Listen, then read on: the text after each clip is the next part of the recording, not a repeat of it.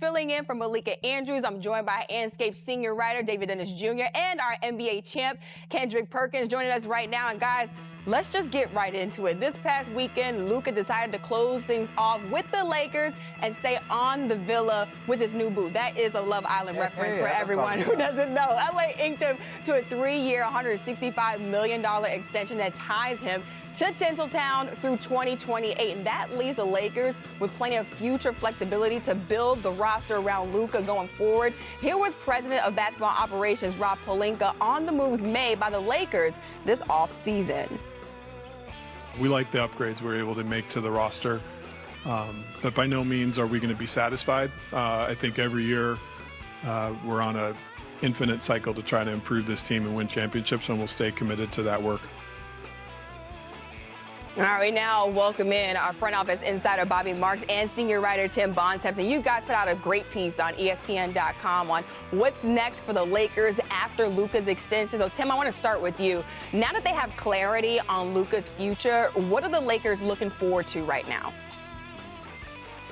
Well, as Rob Pelinka just said in that clip there, I mean, the goal for the Lakers every year is to try to win a title. And last year, they obviously lost in the first round in 5 games to the Minnesota Timberwolves, who went on to lose in 5 games in the Western Conference Finals to the Oklahoma City Thunder, who went on to win the title. So to get to be a championship team, the Lakers have a lot of work to do. Now, if you want to look at how are you going to build around Luka Doncic, go look at what Dallas did, right? You had a bunch of big two-way wings, some rim-running centers with him. That is a formula that's led to a lot of wins for Luka Doncic in the past. However, every team in the league is looking for two-way big wings that can shoot. So getting them with limited draft picks going forward and salary cap space going forward is going to be a problem. We obviously have the LeBron James question that's hanging over the Lakers. We'll see what happens with him over the next year. He could obviously be an unrestricted free agent next summer. And another fascinating unrestricted free agent next summer is Austin Reeves, who's on a below-market contract right now that the Lakers cannot extend him on. People I talked to around the league for this story thought he'd be making $30 million or more next year. That's a huge raise from where he's at now.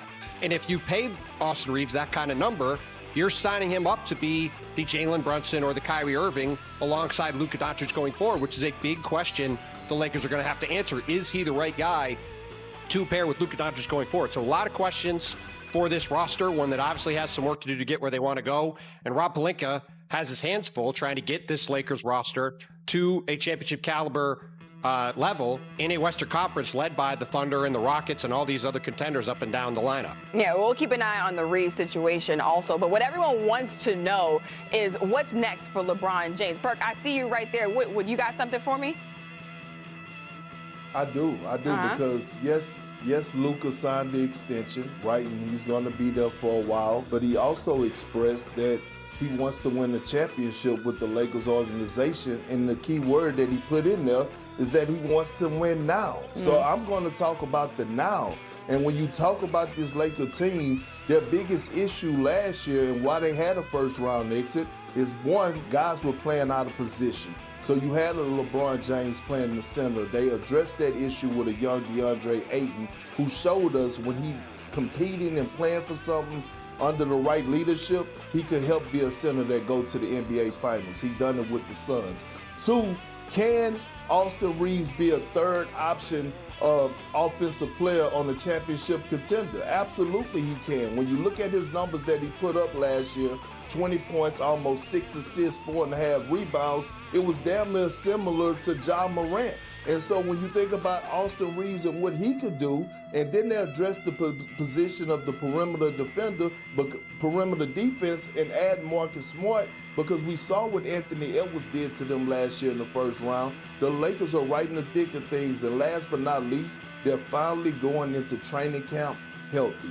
Jared Vanderbilt, healthy. Right, Gabe Vincent, healthy. Under J.J. Redick in the second year of coaching with a hell of a coaching staff, the Lakers are a legit title contender right now. I'm not picking them, but they definitely are a real title contender. And Perk, those are all valid points right there. Let's switch back to LeBron James. Everybody wants to know what the future of LeBron James is with this Lakers team. So, Bobby, what are the options here for LeBron with 1 year left on his contract? I mean, this is an unprecedented situation here, and I'll kind of set the stage for you. Here we have a 40-year-old LeBron James who continues to play at an all-NBA level, and the only thing that's guaranteed is that he's going to be an unrestricted free agent next year, and that's because he opted into that contract here. I think when you look at it from the Lakers' perspective, it's ironic. They're a team that's going to have $50 million in cap space next offseason, but guess what? The two best free agents out there are LeBron James and certainly Austin Reeves here. So it's certainly going to be a situation that we continue to monitor as this situation goes throughout the year. I think the big question for me is what happens if this Lakers team struggles during the course of this year, and if they fall out of the top 6 of the Western Conference. Would they ever entertain moving off LeBron James? It does become complicated, certainly from a trade shooter standpoint, but I think we know for one thing, when LeBron James does become a free agent next offseason, there's going to be a line of teams out there willing to sign him if he wants to continue playing basketball. Yeah, a lot of different X factors with this Lakers team, but David, I want to ask you, what chances do you give the Lakers, as they're constructed right now, to win a championship with Luka?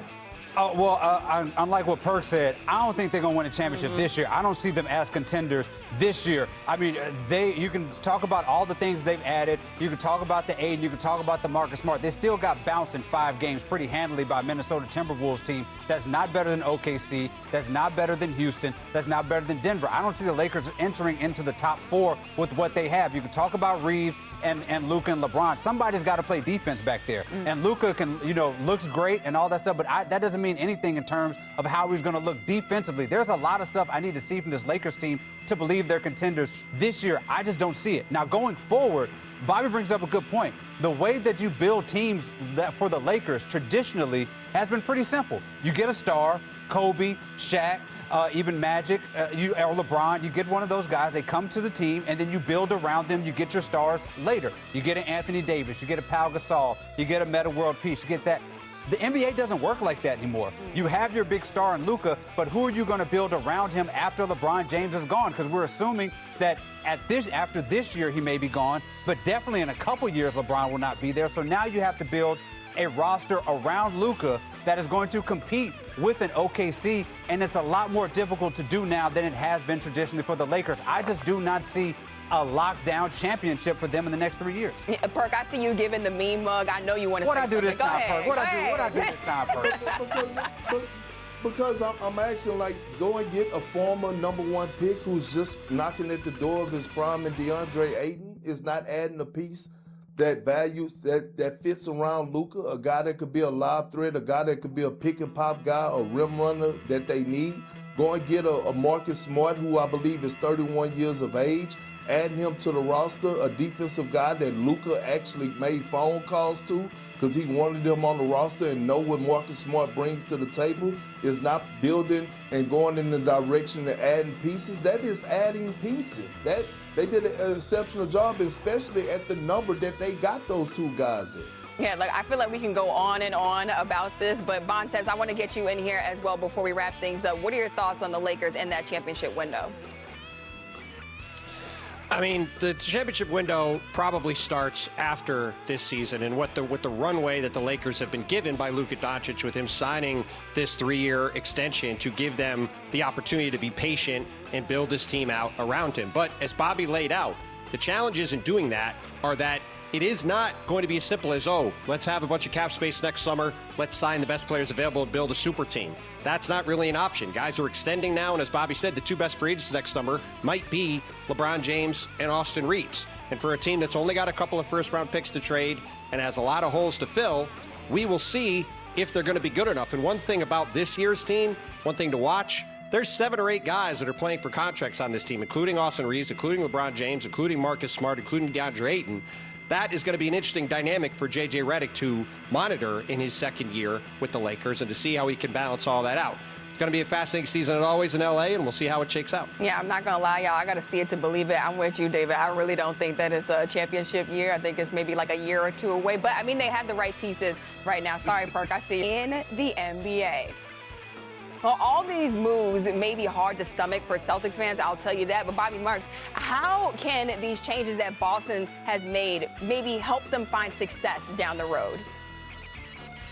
Yeah, this is the ultimate reset here, and I kind of equate it back to 2023. I know the situation is a little bit different, and Jason Tatum is out for this year, but that's the offseason when they went out and got Kristaps Porzingis and Drew Holiday here, but they were coming off a conference finals as far as when they went out and made those moves here. And I think if you're Boston, I think the goal is to remain competitive this year, but also try to grab one of those top lottery positions, almost similar to what Dallas went through a year ago here. Because you remember, you've got Jason Tatum, you've got Jaylen Brown, and you've got Derek White all under contract, 3 players that are set to make $130 million next year. So it's a reset for this year, but it's also an eye on how you can add talent around them, similar to how they added Porzingis and Holiday 2 years ago. So with no Jason Tatum, Jaylen Brown is going to get more and more reps with the A1. And Perk, we've watched plenty of games of the Celtics. What does this gap year mean for Jaylen Brown? I mean, it means that he can enter the conversation and we can start talking about him when you talk about a Jason Tatum or John Morant and show that he can be a number 1 option. I believe this is a moment for JB to go out there and show that he could be a 20 point per game score, 28 point per game score to 30 point per game score. And I believe he's ready for the mission. We know vocally he's a leader, but go out there this season in the full 82 games and display it on the floor. Also, look, I wouldn't just count this Celtic team out and think that they're going to be in the lottery. I believe this team is going to make the playoffs and through the play-in tournament. We have to remember over the last 3 seasons, their home record, which has been the best in the NBA, has been 97-23 over the last. So you take a Peyton Pritchard, Sam Hauser, Joe Mazzulla who feeds off of adversity, and you get this Celtic ball club that's going to be hungry and doubted. They're going to be right there in the thick of things in the Eastern Conference. Yeah, Perk makes some good points right there. But with Jaylen Brown on the floor, David, all eyes are going to be on him offensively. What do you expect to see from him in this gap year? Yeah, I think this can be a real star-making year for Jaylen Brown. We talk about in a way similar to a few years ago, if you recall, with the Pacers, with Paul George, when Danny Granger went out, Paul George really made that leap to be a star. We even go back further than that. Tracy McGrady with the Magic, Grant Hill was out, he became a star. Jaylen Brown, of course, we already know is a Finals MVP, but he's always been seen as the second guy to a Jason Tatum. I think success for the Celtics in terms of Jaylen Brown is concerned is you come at the end of this season and you look at a guy, as Perk said, who puts up 28 points, who shows a ton of leadership, and does actually get this team in that play-in. And you can say we have a 1 and a 1A because Jaylen Brown has made a true ascension to that next level by being the guy with Boston. I think that can be a net positive for them. Yeah, there's plenty of room for Jaylen Brown to really show the rest of the league who he is. And the one thing that stands out to me, though, is even though that this is going to be labeled as a quote-unquote gap year for the Celtics, the East is still wide open, as you can see right there. So, Perk, if Cleveland and New York are shoe-ins for the top 2 seeds, who do you think is the 3rd best team in the East? It's the Atlanta Hawks, the team that, stay getting disrespected, or should I say the superstar type player that gets disrespected in Trey Young. I'm looking at the pieces that they added around him. He already had elite wing defenders, but you go get Alexander Walker in free agency from Minnesota. You pick up Kristaps Porzingis, who I believe is going to complement Trey Young well, especially in the pick and roll. Jalen Johnson is going to be back. We forget, before Jalen Johnson got injured, one could argue that he was in the conversation of possibly getting a nod of being in the All-Star game, like being a first-time All-Star. So when I look at this Hawks team that is coached by Quinn Snyder, I'm looking at them to make some real noise and be a real threat in the Eastern Conference this year.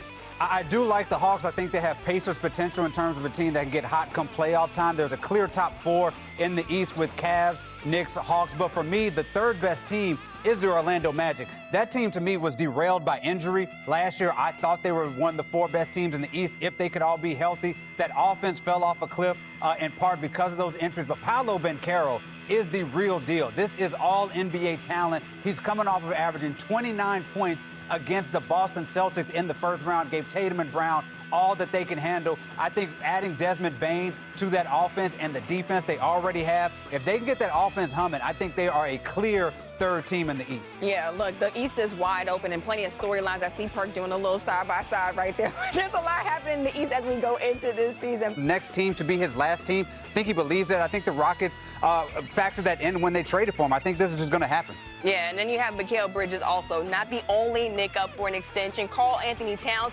also eligible. Now he has 3 years left on his contract. However, could tag on 2 years for $145 million. Ramona, is this something that the Knicks should do? I think they will do it at some point. The question is, what does it look like? Every single other guy in this core has taken just a little bit less, and that started with Jaylen Brunson.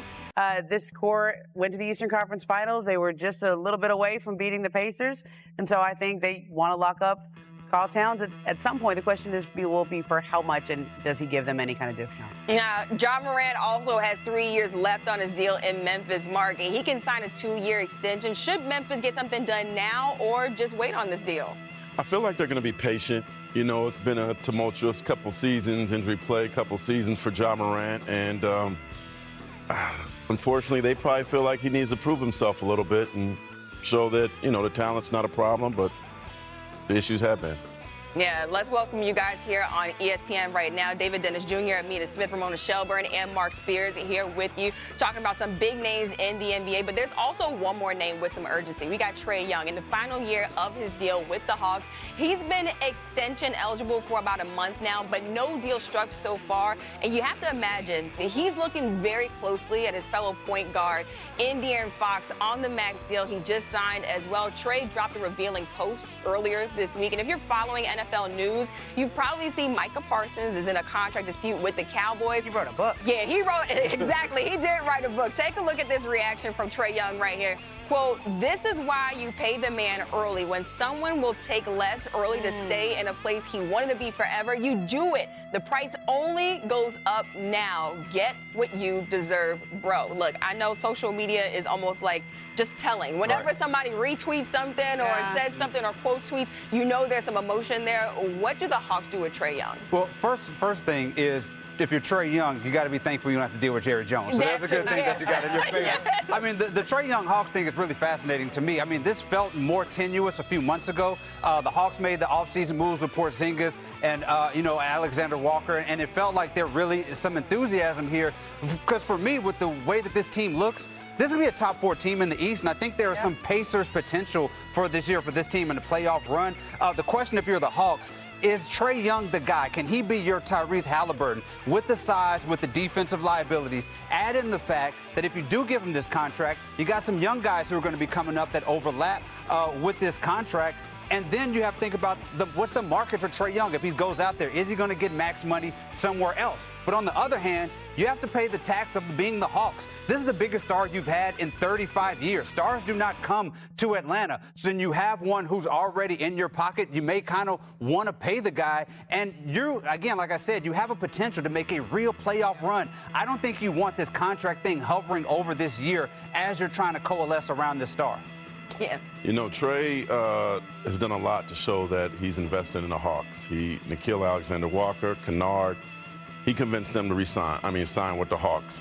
Instead of going with the Jordan thing this summer, he came to Summer League and he got to meet with, Bryson Graham, the new president, some other new front office guys. So there's a new front office in Atlanta that's trying to make decisions. But what I'm hearing now at this point, and you could tell by Trey's tweet, and I saw him during the finals, I think he's disappointed that it hasn't come. It hasn't been offered. So don't be surprised at this point that he plays this out and sees what happened next summer. But to me, Trey has nothing to prove. So, and here's the overarching question here in the NBA is when they did the new CBA, they made it so that you could offer an extension earlier. And this is somewhat what led to De'Aaron Fox ended up being traded out of Sacramento. Sometimes, as one GM told me, sometimes you don't want to know the answer yet, right? He still has 2 years left on the 5-year extension he signed before, Trey. Yeah. So this is early, and as he sort of suggested with that, whether it's a subtweet or just reacting to Micah Parsons' notes comment to Jerry Jones, this is early, and when you do something early, sometimes guys are willing to take a little discount. But they've had an opportunity to do something early, and I think if you're the Hawks, you might want to see how this team plays it out. right now before you commit all that money to Trey Young. You might want to see if these moves work out. You want to see how the young players grow together. But because the extension rules now have been changed to where you get the answer early, it's created a friction here. Yeah, I almost feel like you don't want that hanging over your head, though. That's I feel like that's a really good point. You don't want, especially if you're a star player, you don't want that issue hanging over your head for the whole season. He's their new Dominique Wilkins. Yeah. He's the best, one of the best shooters in the league. I don't think he has anything to prove. But they're just new sheriffs in town that are trying to figure out what they want to do with this new young group. Yeah, but you want to get this thing settled, I think, because, I mean, like I said, look at where the East is. Look at what the Hawks have done. If I'm Trey Young, I said, I've got you guys to Eastern Conference Finals. We can talk about all the stuff that happened and get us there, but I got you to Eastern Conference Finals, and it was just me. And now we have a team around me that I can finally get you guys maybe to, that we're excited about, that really has a shot. There's no Boston. There's no Pacers there. Let's just get this thing figured out and trust me from everything I've done. Trust me to get us over that hump because I can do it. Yeah, there's a lot to unpack with that Trey Young situation this offseason and going into next season. It's just 24 hours since the Spurs inked the same max deal with De'Aaron Fox. So let's take a look back at their offseason. The Spurs have had one of the busiest offseasons in the league. They saw Greg Popovich step down as head coach with Mitch Johnson taking over full-time. Johnson coached the final 77 games last season for San Antonio. The Spurs made 2 lottery picks this year, taking Dylan Harper with the 2nd pick in the draft and Carter Bryant with pick 14. Both rookies showed some serious promise at Summer League in their first action after being picked. And San Antonio continued to get good news this summer as Victor Wembanyama was cleared to return to basketball activities. Wemby was shut down for the season in February due to a blood clot in his right shoulder. However, the 21-year-old is set to return this season. And then his all-star teammate, De'Aaron Fox, got his max extension on Monday. Fox inked a 4-year deal worth $229 million and keeps him in San Antonio through 2030. So Fox is 27 and firmly entering the prime of his career, and the Spurs hope to capitalize on that with this commitment. His new deal kicks in at the start of the 2026 season, and at that time, he'll be the 2nd highest average value in the league for any guard, only behind Steph Curry. So Ramona, there's been a lot of talk on social media between yesterday, this news coming out, and right now, whether or not De'Aaron Fox, not that he deserves the deal, but they should pay that much for him. What say you? Listen, it's a percentage of the cap. So I know that all of us look at the numbers and we go, wow, that's a lot of money. But it's a percentage of the cap, just like it's always been a percentage of the cap. And I think when they made the trade for De'Aaron Fox, they always knew they were going to give him this deal. This is not a surprise. There was no debate within the Spurs of do we do this? Do we try to make? No, you make the trade because you're going to lock this guy up long term. Yet you happen to hit in the lottery and you have the number 2 pick and now you have Dylan Harper, and this years down the line, maybe there's a backlog of players. But that's your problem for years down the line, and it's a good problem to have. Because De'Aaron Fox is such a good player. If it becomes where he becomes too expensive, you got to start paying some of the young kids, and now you have to make a decision between some of those guys in the backcourt. Fine, he's still a great player. You would have plenty of trade value. Yeah, I agree. I think that the part of this is the contracts not really overlap with when you're re-signing some of those young guys too. So you can see what you have. Part of this is we just don't know what this Wemby ceiling is. We don't know what a window for the Spurs. It could be now, right? And you can have a guy who can be a 2nd best player on a deep playoff run with Wemby because he's just that good. And now you have a guy you can win now with in De'Aaron Fox, and you have future talent. And I mean, I just don't see really a downside to this. People see the sticker shock of the number and based on these other things. But when you're talking about the uniqueness of this team and what you're building around a star that can elevate your ceiling right now, I think you got to do it. I think this situation brings the best out of Fox. He's coming to a place where he didn't play that many games in San Antonio, so I don't think the Spurs faithful has had a chance to fall in love with him yet. Right. So now all of a sudden he gets his contract, but they got one of the best point guards in the league, perhaps the quickest point guard in the league, who now is going to be motivated by this money, and he's going to be motivated by Castle and Harper being behind him. Yeah. So I think for Fox, this is the biggest year of his career. He got his money. There's no franchise drama. He has to get back to being an all-star player. There's nothing else he needs to worry about. His family is back in Texas. Yeah. you got to be all-star this time, and I think that he could do that with that heat, that talented heat behind him, that young heat. And I think with all this discourse, people are forgetting that De'Aaron Fox is a baller. Yeah, We bring in our reporter Dave McMenamin, who covered the Wolves during their playoff run. And Dave, just how much more room does Anthony Edwards have to grow when you talk about his ceiling in the NBA? Yeah, when I was covering this past playoffs, I spoke to his trainer and assistant coach, Chris Hines, and Chris told me that he worked on kind of teaching about the history of the game. That we know you can score. We know how great of an athlete you are, but watch these clips of Kobe. Watch these clips of Michael Jordan. See how they read the defense when they collapse on him late in the shot clock. And we saw it pay off in the playoffs. First round against the Lakers, Game 5, the clincher on the road. That's the hardest game to win. Beat a team on their home court to end their season. Double team comes late, finds Mike Conley in the corner. Conley cashes it. They move on to the next round. And you know, it's been a constant process for him, though. Yeah. In the regular season, there was a game in December in Golden State where he goes 0 for 6 in crunch time. He talks to his teammates afterwards. He says, "That's on me. I apologize. I got to be better." And he's trying to add the playmaking piece to the offensive repertoire. If he gets that, I mean, the sky's the limit. Mark, I feel like there's so much more room for Anthony Edwards to grow, even though we're seeing him do crazy things right now on the court. Well, first they saved that guy from the Grizzlies because that was the nastiest one. I heard he's celebrating his birthday with his family. Yeah. So happy birthday to him. I do think he could be a victim of his age. And we saw that when they got eliminated. Mike Conley was crushed. And man's like, well, we'll be back there next year. You can't assume that you're going to get to the West Finals every year. You can't assume that you're going to have opportunity to smell the finals every year. I think for Ant, I need to see, we keep hearing these Jordan comparisons. Yeah. I need a Jordan-esque attitude. He is so talented, so gifted, shooting-wise, athleticism, but I think he needs a sense of urgency, a kill switch. Kill him. I know it's Anthony Edwards, but we don't want sounding spoiled asking more from a dude who's 24 years old, who's been in the Western Conference Finals twice, who's beaten LeBron, who's beaten KD. We need more. Luka, I need more. Who's done this. I need more because he could give more. I will say this. There's one thing I would like to see from Anthony Edwards is I want him to get the indefensible shot, the shot that nobody can stop. I think what we saw against the Thunder, he was on 23 points, he had 16 points a game in second last game, 19 points in the last game. They really flustered him defensively, and he kind of relies on that three-point shot. He was only shooting 28% from 3 in that series.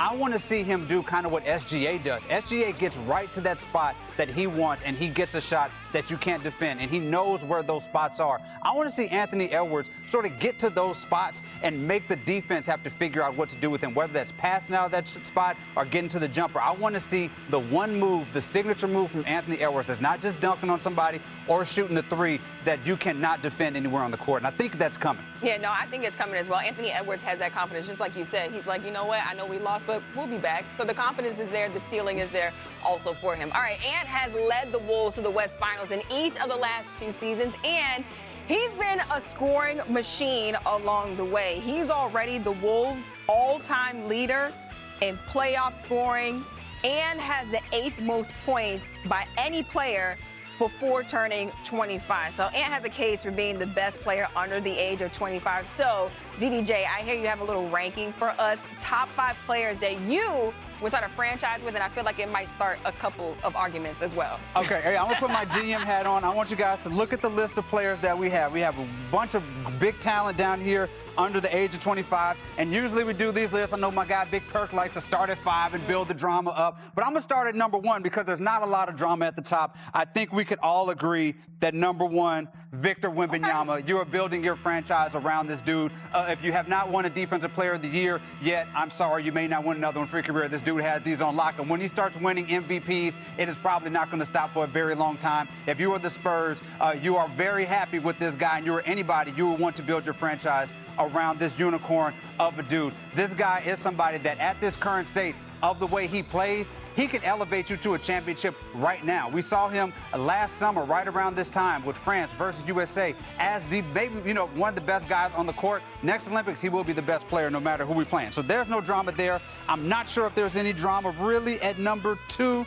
Anthony Edwards, another guy who, like I said, 2 times in the Western Conference Finals as the best player on the team, beating LeBron, beating Luka, beating KD. This is a guy that looks Jordan-esque in the way that he plays and could be a Jordan-esque type of guy. You got to get your glasses. Wait, hold up now. Come on, Spears. You waiting on? He's like, hold on now. This Wait is a easy, right? We minute. can I know this dude better be coming up. number 2. 3 and 4 is where the drama is. This was really tough for me to figure out. It was between your guy Banchero and Cade Cunningham. I was torn between. I'm gonna go leaning Banchero.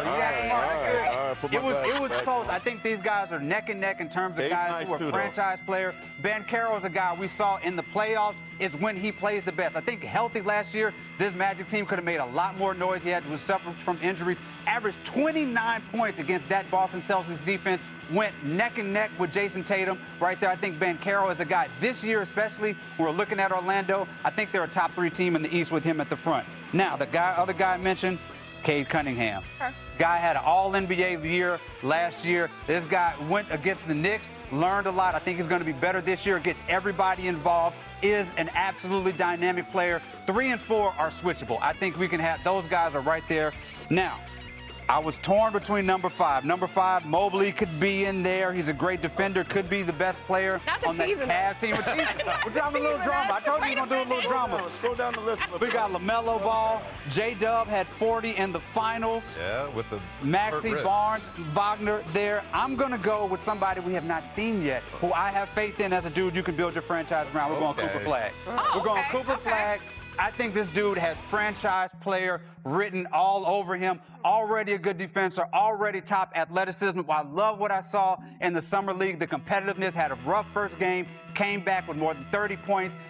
Cooper Flag is the real deal. I know I skipped some people who've been in the league, but Cooper Flag as the number 1 option. I think you build a franchise around him. Dallas and Nico Harrison thinking they're lucky stars. They have this dude. He could already have playoff experience this year. Yeah. Come on, guys. Perfect list. Look, Mark, you can put your Mark took glasses his on. I know glasses you were off. looking at How you feeling about this How right old is now? SGA? Over 25. Over 25. Over 25. But I'm just saying, we got 2 26. champs down here. Like, 26. aren't we discounting a champ? We got some right now. So J-Dub and Holmgren, they were close. The thing is, I'm not sure when they're going to have to be the best guy in their franchise. SGA. Well, I don't know about Cooper either, though. When's he going to be the best guy in his franchise? He got. I mean, Cooper Flag, yes, the X Kyrie. factor. We haven't seen him in like an NBA game yet, but I mean, I understand the logic. There though, you go. DJ. I understand the logic. So You can go through the list. Go through them all. We got them I all. ain't gonna fight you on it. you good with it? You're fine. You can call it perfect if you want. It's okay. Why you call it You can perfect call it if you perfect want? in your humble opinion. I was with you till Cade. Williams, I was with you till Mobley. Cade. You- You were with me till you Cade. were No, with me Cade. till Cade, yeah. Until Cade. I'm with you on Cade. okay. I guess I'm with you till Who Cade. might you put at 5 though? Yeah, Who might you put at 5, Dave? I got to go with the champ. So Okay. give me Jaylen Williams. That makes sense. You know, that makes part sense. of So the not too bad. Maybe we give you like an A minus. Okay. A minus? You wanted an A plus? The constant question that Giannis has is, can I win a championship with this roster? 3 straight seasons here being eliminated in the first round. He wants to win a second championship. Throws him down. The Greek Freak is a Greek NBA champion. It's a very tough decision for him. This is 12 years he spent there. Yeah, 20 years, maybe might not be short the next career. So you staying in Milwaukee? Probably. We'll see. Giannis may not ever have to put on a Bucks jersey again to go down as the best player in Milwaukee's franchise history. With all due respect to Kareem Abdul-Jabbar, take a look at just some of the categories that Giannis is the all-time Bucks leader in. Giannis is only on the brink of joining Kevin Garnett as the only players in league history to be the franchise record holder in points, rebounds, assists, steals, and blocks. Like Kevin Garnett, Giannis seems like he genuinely wants to make things work out there in Milwaukee. However, unlike KG, he's already won a title. So, Mark, does Giannis have a path to win a second championship with Milwaukee as it stands right now? No. This team is not good enough. They don't have the point guard needed to get to that championship level. Miles Turner is fantastic. Even with the East kind of being depleted from an injury standpoint, just overall talent, no. I could see this maybe second round at best. Yeah. I mean, they've been second round at best for a little while here. But I think in all of those playoff series, they had key injuries. And I'm not willing to write them off yet. I don't think they're going to be favored over the Knicks or the Cavs or any other teams. And probably not even the Hawks or the Magic, right? But would it shock me if they popped up to the 3 seed? No, because they got that man right there. And as long as he still says that he wants to be in Milwaukee and he's on the team, I'm not picking against him. And I think guys like Kyle Kuzma, he's going to be better. He needs to learn how to space and get open for Giannis. It's hard to learn especially in the middle of the year, how to play with Giannis. He had to do that with LeBron. LeBron's a little different animal than playing with Giannis, right? But I think Miles Turner is a great addition, and especially in that East. Especially in the East where so many injuries are affecting. I don't know. That looks limited to teams me. at the top of the. I mean, isn't he like the best two-way player in the game? Yeah. Like, isn't that Every supposed year. to mean something in your prime? Only a few years removed from a 50-point game in the clincher in the NBA Finals. If Giannis is who we all think he is, they should be in the conversation. I'm with Ramona on this one. And we saw Miami Heat get to the Finals, the 8th seed a couple years ago. Obviously, the Pacers, no one had them go to the Finals next year. Have some patience. Let this team come together, see what you have, and guess what? You don't have to win next year. You haven't won since 2021. You can look at the big picture and say, this might be a rocky period of my time with the franchise, but this will allow me then to someday retire having only played for the Bucks if you get through this period. But see, that's the thing that I'm thinking about with Giannis, though. Does he want to wait that long to win another championship? Because it sounds like right now he's fine with maybe looking at somewhere else if Milwaukee's not able to win a championship. They're Giannis and the Miracles now. Like, this is dating you. There was a movie called The Fish That Saved Pittsburgh where Julius Erving led this band of bandits to a title. But where are you going to go where it's guaranteed? He just saw Dame Lillard. Win by himself. Dame Lillard just left the one place he'd ever known. Okay, no, I agree with that. And they didn't win, right? So it's not that easy to go somewhere else and expect to win. Leave. Okay. I'm just saying. You're just saying. And I also think they're not even going to listen to anybody right now. You call the Bucks right now and say, let's talk about Giannis, they're not going to take your call. Right. Because they don't listen to anybody on this unless Giannis comes to them and said, I want to be elsewhere. And he has not done that.